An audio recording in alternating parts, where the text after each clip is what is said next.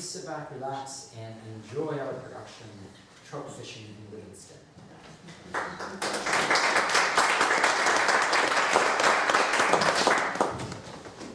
Scene 1, the Scarlatti Tilt.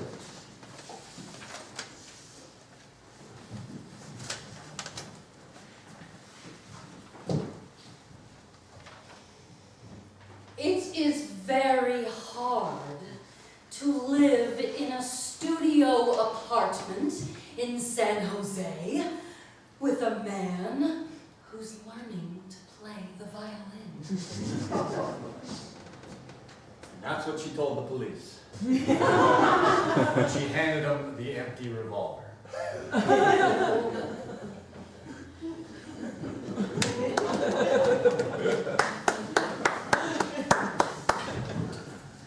Scene 2, knock on wood. When did I first hear about trout fishing in America? And from, I guess it was a stepfather of mine, summer of 1942. The old drunk told me about trout fishing. When he could talk, he had a way of describing trout as though they were a precious and intelligent metal. Silver is not a good adjective for what I felt he described to me. I'd like to get it right. Maybe trout steel? Like steel that comes from trout, with the clear snow-filled river acting as heat and foundry. Imagine Pittsburgh. A steel that comes from trout, used to make bridges and trains and tunnels, the Andrew Carnegie of trout. I remember with particular amusement people with three-cornered hats fishing in the dawn. Once, as a child in a strange town of Portland, I walked to a different street corner and I saw a row of old houses that were all huddled together like seals on a rock. And then there was a field that came rolling off of a hill. The field was covered with green grass and bushes. And on top of the hill, there was a grove of tall, dark trees. At a distance, I saw a waterfall come pouring off the hill. It was long and it was white, and I could almost feel its cold spray. There must be a creek up there, I thought. And it probably has trout in it. Trout! At last, an opportunity to go trout fishing, to catch my first trout, to behold Pittsburgh. I got up early the next morning and ate my breakfast. I didn't have any fishing tackle, so I had to fall back on a corny fishing tackle, like a joke. I bent a pin and tied it to a piece of white string. I took a slice of white bread to use for bait. I had planned on making dough balls out of the soft center of the white bread and putting them on my vaudevillian hook. I went and walked to the different street corner. How beautiful the field looked, and a creek that came pouring off of the hill in a waterfall. But as I got closer, I realized something was wrong. The creek did not act right. There was a strangeness to it, something about its motion that was wrong. Finally, I got close enough to see what the trouble was. The waterfall was just a flight of white wooden stairs leading up to a house in the trees. I looked at it for a long time, staring up and down, following the stairs with my eyes, having trouble believing. And then I knocked on my creek, heard the sound of wood. I ended up being my own trout and eating the slice of bread myself. There was nothing I could do. I couldn't change a flight of stairs into a creek, and the boy walked back to where he came from. Same thing once happened to me. I remember mistaking an old woman for a trout stream in Vermont, and I had to beg her pardon. Excuse me, I thought you were a trout stream. I'm not.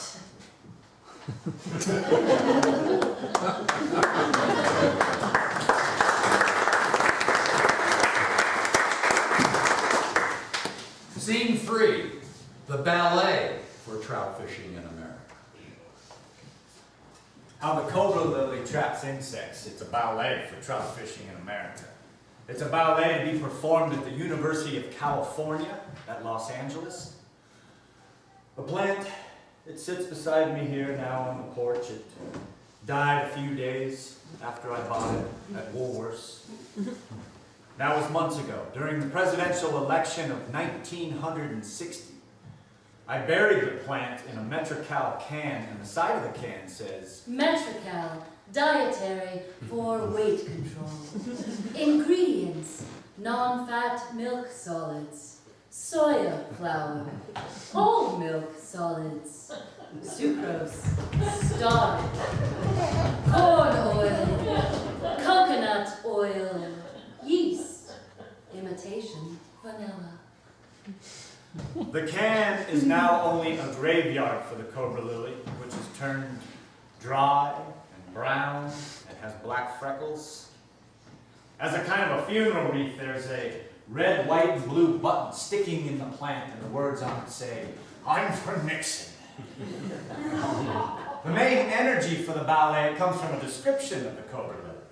And the description, it could be used as a welcome mat on the front porch of hell, or to conduct an orchestra of mortuaries using ice-cold woodwinds, or be an atomic mailman in the pines. In the pines where the sun it never shines, tell me where did you sleep last night? Nature has endowed the cobra lily with the means of catching its own food. The forked tongue is covered in honey glands, which attract the insect upon which it feeds. Once inside the hood, downward-facing hairs prevent the insect from crawling out. Digestive enzymes are found in the base of the plant. The supposition that it is necessary to feed the cobra lily a piece of hamburger or an insect daily is erroneous. I hope the dancers do a good job of it. They hold our imagination in their feet, dancing in Los Angeles for trout fishing in America.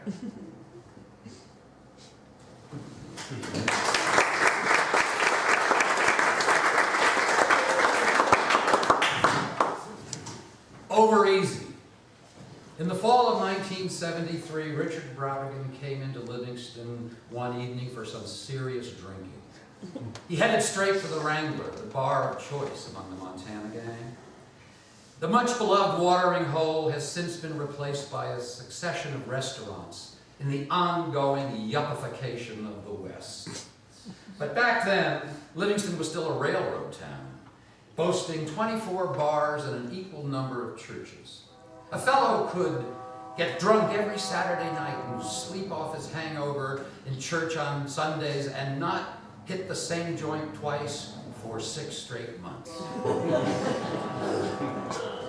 One time, standing at the Wrangler bar, Brautigan was accosted by a weary salesman in a rumpled plaid polyester suit, his wide necktie undone. After a difficult and frustrating day, the fellow radiated truculence and glanced red-faced up at Richard. "You hippies certainly have it made," he said, his voice acid with disapproval. Whiskey glass in hand, Richard peered down imperiously through his bifocals at the angry little man. "I am not a hippie, sir," he said, enunciating each word precisely. "I work for my living." On that fall night, after knocking back round after round of blackjack and water, no ice, a drink known locally as a ditch, Richard and a gang of stragglers from the bar wandered across the street to Martin's when the Wrangler closed at 2 p.m. An all-night, exactly a.m., an all-night cafe slinging hash 7 days a week in an Italian 8-brick building which once served as a dining room for the MP depot. Martin's Renaissance villa exterior matched that of the baggage room, one of 3 imposing structures built between 1901 and 1902. Inside, the place was pure 1950s modern, all formica top tables and a color scheme running from pumpkin and aqua. Dedicated Livingston barflies all headed to Martin's for a greasy breakfast after closing time. The crowd from the Wrangler numbered about 10. Cindy Murphy and Richard, an artist named Donna Bone, and a couple of guys from New Jersey who recently moved to Montana. They sat at a long table in the middle of a large high-ceilinged room. Orders were taken, eggs prepared various ways, hash browns, omelets, short stacks, biscuits and gravy. At some point, Brautigan, who hadn't been saying much, got up and walked silently away from the table. No one really paid attention. Richard was quite drunk, yet moved with a certain lurching dignity. Cindy remembered a gradual awareness of the displeasure building behind her, a barely perceptible murmuring and uncomfortable, mirthless laughter, the uneasy sound of people wondering if the joke was on them. As if on cue, the folks at the long central table spun around to see what was going on, and they beheld Richard passing from group to group, deliberately sticking his finger in everyone's food, one plate at a time. He did so with casual indifference, like a royal taster working the house at the king's request. The stunned reaction behind him wasn't exactly that of a lynch mob, but people were plainly puzzled and patently pissed. The bunch from the Wrangler looked on in helpless bewilderment, having no ready explanation for their companions' peculiar behavior and expecting a massacre at any moment. Brautigan wove between the tables, serene as a drunken angel, dipping his finger dispassionately into the cheese omelets and sunny side ups on his way to oblivion. There were perhaps 30 other customers in the place that night, railroad workers and ranch hands, the usual late night crowd, and nothing like this had ever happened to any of them before. Not looking back, Richard made his way to the cash register by the door. Deadpan, he picked up the tab for everyone in the place. 3 dozen free breakfasts, anointed by the touch of the poet. Scene 4, banners of my own choosing.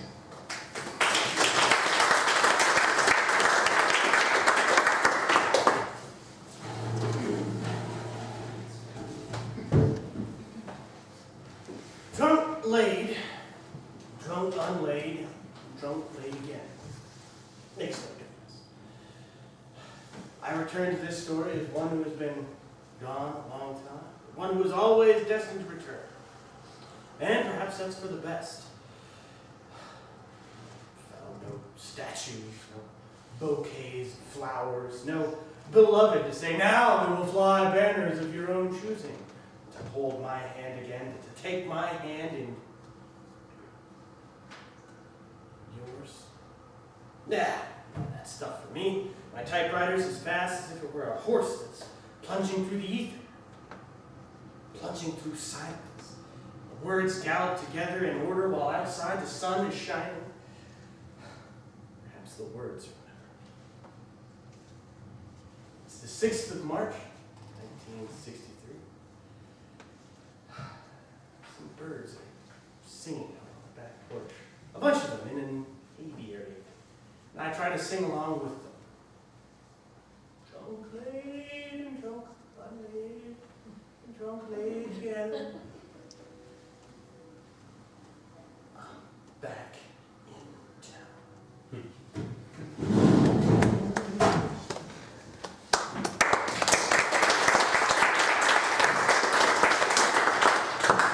Scene 5, 1/3, 1/3, 1/3. It was all to be done in thirds. I was to get a third for doing the typing, she was to get a third for doing the editing, and he was to get a third for writing the novel. We were going to split the royalties 3 ways, and we all shook hands on the deal, each knowing exactly what we were supposed to do. the path before us, the gate at the end, and I was made a third partner because I had a typewriter. Hey, you. She was wearing a pair of white rubber boots that she always had on in the wintertime that gave her a kind of childlike appearance. She was so fragile and firmly indebted to the welfare department that she often looked like a child, 12 years old. Hey, you. What do you want? You have a typewriter, don't you?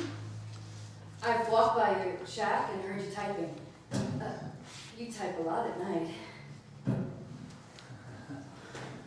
Yeah, I have a typewriter. You good typist? All right. We don't have a typewriter. How would you like to go in with us? She looked a perfect 12 years old standing there in her white boots. Sweetheart and darling of all mud puddles. Well, what's go in mean? Well, he's writing a novel. He's good. I'm editing. I've read lots of pocketbooks and the Reader's Digest. We need somebody with a typewriter to type it up for us. You get 1/3. How does that sound? I'd like to see the novel. Well, sure. You have to see it to type it. Hey, let's go out to his place right now, and you can meet him and get a look at the novel. He's a good guy. It's a wonderful book. Okay. What, you live there in the evil dentist house? Yeah. With my son Freddie. He's 9, and he hasn't had anything to eat today. My check is 2 days late, and I called the welfare, and they said they mailed the check, and it should be there tomorrow. We'll call again tomorrow, and we'll prepare an emergency money order for you. Well, yeah, I hope it's there tomorrow. Well, so do I, or I'll have to go downtown. Down? Oh, you mean that you're... What? You mean go downtown? To get my money order? Right. I mean, your money order, of course. You sure you're a good typist? I'm kind of making me second guess myself right now. Next to the last sawmill pond was a yellow old trailer up on blocks of wood. And one look at that trailer showed it was never going anywhere again. That the highway was in distant heaven, only to be prayed to. It was really kind of sad. With a cemetery-like chimney swirling jagged dead smoke in the air above it. This is it. Hello there. Hi. Hi, honey. Well, this is the kid with the typewriter. He's gonna get 1/3 for typing it. Oh, that's all right. Well, we needed somebody to type it. I've never done anything like this before. Yeah, he'll type it, I'll edit it, he'll write it. Oh, okay. Well, yeah. Why don't you show it to him? He'd like to take a look at it. Yeah. It's well, it's not finished yet, and it's not too carefully done. I only went to the 3rd grade, so she's gonna type it and she's gonna edit it and get all the commas and grammar and stuff. Yeah. I'll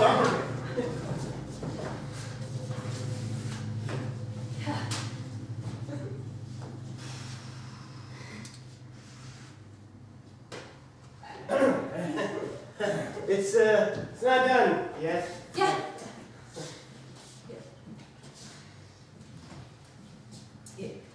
I'll edit it, right?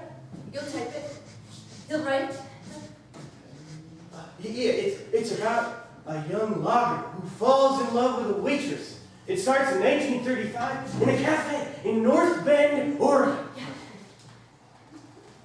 Young logger was sitting at a table.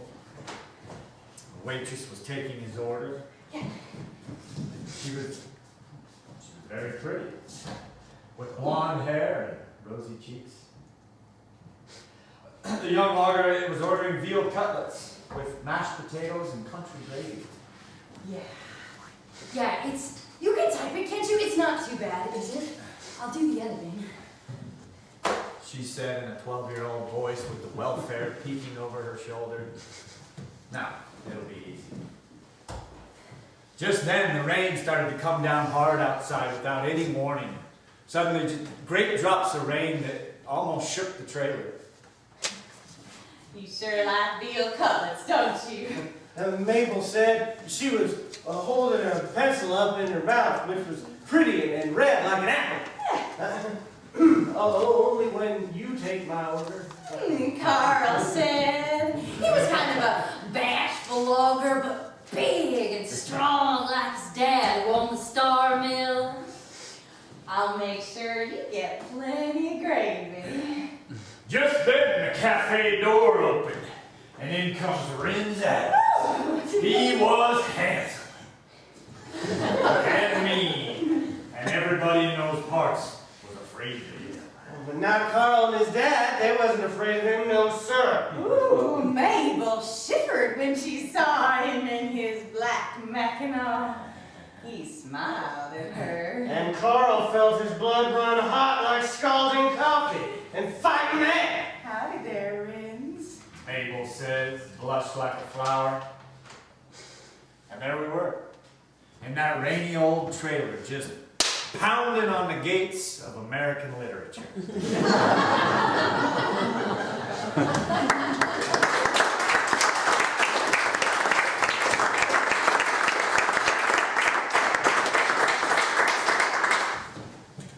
Stockholm. One bright summer morning in the early 70s, the sort of cloudless azure day that gave A.V. Guthrie the title of his most famous novel, and Montana a catchy logo for her license plates, Richard and I bounced along gravel Pine Creek Road, heading for town in my green 1949 Chevrolet pickup. As we rattled across the thick wooden planks of the old iron bridge spanning the Yellowstone, Richard appraised me with his penetrating, owlish stare. "You know, Gatz," he said, his voice assuming a solemn tone, "I've been thinking recently that I've got a good shot at the Nobel Prize." I didn't quite know how to react. Was he kidding me? Richard was a wry, practical joker, and I instinctively sensed him luring me into playing the dupe. "How do you figure that?" I replied. Not wanting to seem foolish, I endeavored to keep my voice neutral. Richard spoke slowly, his manner at once scholarly and judicious. He explained that his work was the bane of the critical, literary Eastern mafia, his commercial popularity ensuring perpetual bad reviews from the literary establishment. In Europe, the opposite was true. There he was taken seriously as an artist, especially so in the Scandinavian countries. As Richard continued his deadpan brief point by pedantic point, a slow, numbing realization crept over me. The man was serious. I wondered how to react to something which at face value struck me as utterly preposterous. By disposition, I fell naturally into a subordinate role. Being 6 years older and having the distinction of fame and financial success gave Richard a dialectic advantage. Although there existed between us the unspoken notion of all artists equal together in the crucible of creation, he nevertheless assumed the position of elder statesman. Yet I was the one that knew how to drive. I sat behind the wheel of the lurching 49 Chevy, handling the 5-speed floor shift with dexterity. Richard had not the slightest notion of sandpapering corroded battery terminals or wiping the moisture out of the distributor cap free of when the old brute refused to start. Skills which, as a native New Yorker growing up with subways and taxi cabs, I felt justly proud.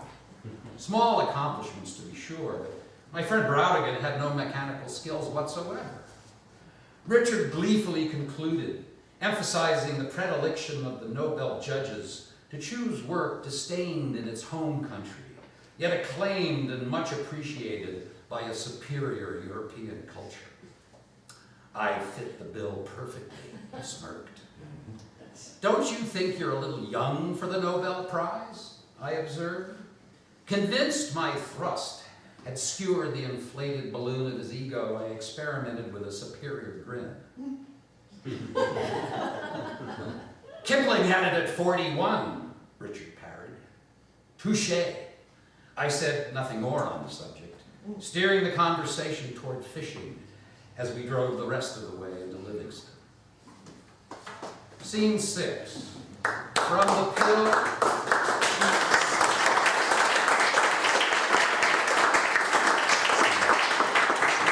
Scene 6. From the pill versus the Spring Hill mine disaster.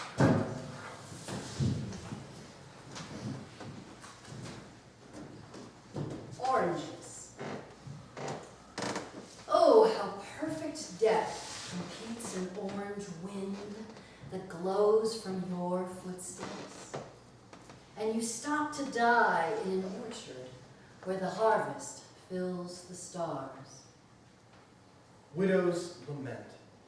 It's not quite cold enough to go borrow some firewood from the neighbors. Your departure versus the Hindenburg. Every time we say goodbye, I see it as an extension of the Hindenburg. That great 1937 airship exploding in medieval flames like a burning castle above New Jersey. When you leave the house, the shadow of the Hindenburg enters to take your place. Poker star. It's a star that looks like a poker game above the mountains of eastern Oregon. There are 3 men playing. They are all sheep herders. One of them has 2 pair. The others have nothing. The Sydney Green Street Blues. I think something beautiful and amusing is gained by remembering Sydney Green Street, but it's a fragile thing. The hand picks up a glass, the eye looks at the glass, and then hand, glass, and eye fall away. The castle of the cormorants. Hamlet, with a cormorant under his arm, married Ophelia. She was still wet from drowning. She looked like a white flower that had been left in the rain too long. I love you, said Ophelia, and I love the dark bird that you hold in your arms. Sonnet. The sea is like an old nature poet that died of a heart attack in a public latrine. His ghost still haunts the urinals. At night, he can be heard walking around barefooted in the dark. Somebody stole his shoes. November 3rd. I'm sitting in a cafe drinking a Coke. A fly is sleeping on a paper napkin. I have to wake him up so I can wipe my glasses. There's a pretty girl I want to look at. A mid-February sky dance. Dance toward me, please, as if you were a star with light years piled on top of your hair, smiling. And I will dance towards you, as if I were darkness, with bats piled like a hat on top of my head. The harbor. Torn apart by the storms of love and put back together by the calms of love, I lie here in a harbor that does not know where your body ends and mine begins. Fish swim between our ribs, and seagulls cry like mirrors to our blood. In a cafe. I watched a man in a cafe fold a slice of bread as if he were folding a birth certificate, or looking at the photograph of a dead lover. Boo forever. spinning like a ghost on the bottom of a top. I am haunted by all the space that I would live without you.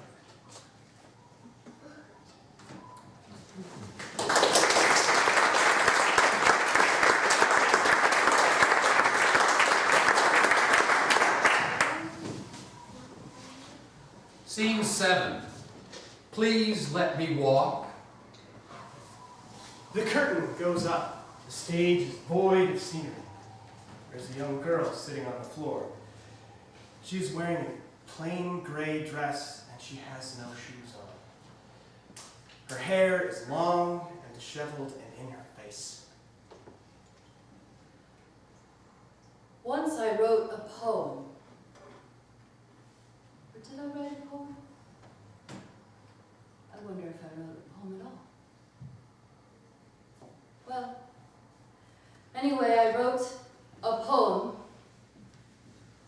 World with a Broken Neck. Maybe someday a beautiful God will come along and take the world's ugly, slimy neck in his hands, which will be like the smell of roses, and he will break the world's neck snap. And afterwards, there will be no pain or horror. There will be only happiness and cities made of true love, gentle as cotton candy. 4 women come out onto stage. They are wearing white nurses' uniforms. They walk over to the girl and pick her up. She does not resist them. They begin to carry her away. Where are we going? Oh, we're going to help you. I wish you would let me walk. But we're going to help you. I wish you would let me All right, walk. shut up! They carry the girl off the stage and the curtain goes down.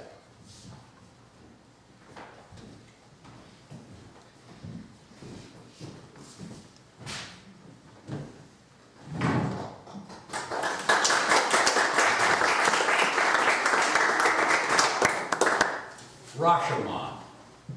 Early one July morning, when the dew glistened on the ripening grass, and the mountain air still retained the chill memory of the previous night, I wandered over to pay a visit to my neighbor Richard. In an hour or so, the relentless summer sun would burn the deceptive freshness out of the day and send all creatures in search of shade. But for the moment, the crisp, crystalline clarity seemed like a sneak preview of paradise. Usually, it was Brautigan who came calling at breakfast time, coffee mug in hand, looking for a hot cup of joe and the latest gossip. Since his recent marriage, he'd grown more domestic, preferring to stay home with his delicate Japanese bride. I recalled a moment on Richard's back porch a week or so earlier. My friend sat on the rail, his back against the supporting post, as he watched Akiko picking wildflowers under the cottonwoods. She wore a flowing patterned kimono, her dark hair immaculately coiffed, and moved with such grace every delicate movement seemed choreographed. Brautigan's moon-calf grin revealed his unrestrained joy. "Isn't she beautiful?" he whispered, a teenager in love. The front door stood open, and I stepped up under the archway onto the recessed front porch. The screen door obscured the interior of the house. Hearing voices, I called out a greeting and let myself in. This was standard procedure in Montana at the time. No one ever locked his door, and a certain casual informality prevailed. Before getting halfway across the narrow combination living-dining room up front, a bizarre tableau framed by the kitchen doorway stopped me dead in my tracks. Just beyond the unintended proscenium, Richard Brautigan knelt on the linoleum floor. He was shirtless and barefoot, wearing only a faded pair of blue jeans. Shockingly pink and bristling with curling blonde hairs, he appeared almost larval, an enormous golden caterpillar. His pot belly pillowed over the waistband of his jeans. He clutched a serrated bread knife in both hands, pressing the tip up against his navel, staring pleadingly at Akiko. His wife seemed to tower over him in spite of her slight stature. She wore the same kimono, the obi belted tightly about a narrow waist. Her hair sprang in a wild Medusa-like disarray around a pale, oval face contorted with rage. "You no commit seppuku," she shrieked. "You got no guts!" I stood transfixed by embarrassment, not quite comprehending what was going on in the kitchen, and I found myself eye to eye with Aki, her beautiful face transformed into an inchoate, demonic mask, backing silently to the door. I felt certain that Richard had not seen me in the intensity of the moment. The air of unreality seemed so tangible as I walked home, it felt like I was floating above the ground. I wondered what exactly I had seen. A melodramatic domestic dispute? Inexplicably intense sexual game playing? The rehearsal for an amateur no play? None of it made sense, no matter what the truth. I knew for certain I would always remember the unexpected moment as something abstract, a dream fragment, an image projected on smoke, a terrifying glimpse into the unknown. Scene 8, Untitled.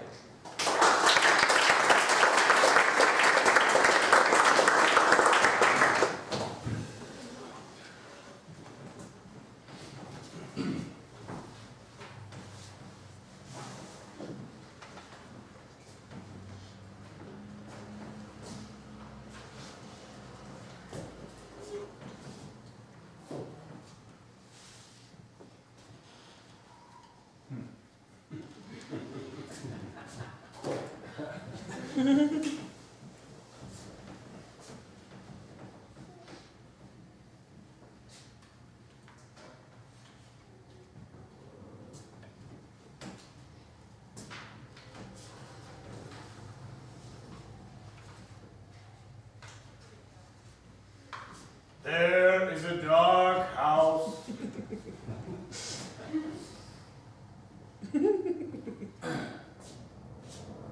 How dark is it? Who are you? I'm reading this book. Oh. Do you mind? Are you going to buy a copy? I might. Oh, okay. Will you tell me how dark the house is? Yeah. The house is very dark. What does that mean? It means that little children should not wear beards. What? What did you say? I said, well, why don't you go into the house and have a look around? You just said that little children should not wear beards. You must be hearing things.